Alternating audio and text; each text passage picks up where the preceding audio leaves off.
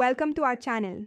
If you're considering an MVNO to save money, follow these step-by-step instructions to switch while maintaining quality coverage. Step 1. Identify which major carrier network works best in your area.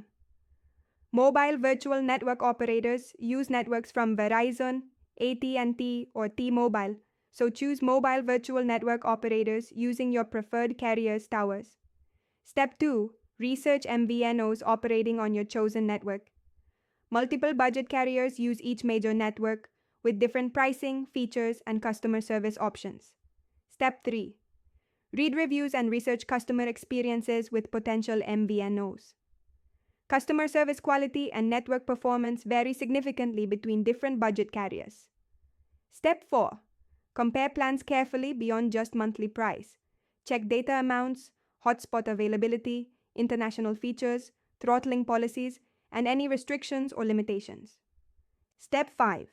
Verify your phone is compatible with your chosen MVNO.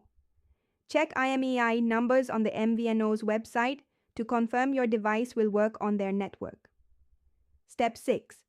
Understand that MVNOs may have lower priority during network congestion. Your data may slow during busy times compared to premium carrier customers on the same network. Step 7. Start with a 1-month trial rather than prepaying for extended periods.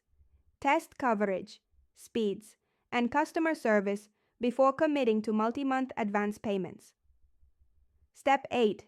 Keep your original carrier active until you verify MVNO service meets your needs. Don't port your number immediately in case you need to switch back to your original carrier. Don't forget to like this video and subscribe to our channel.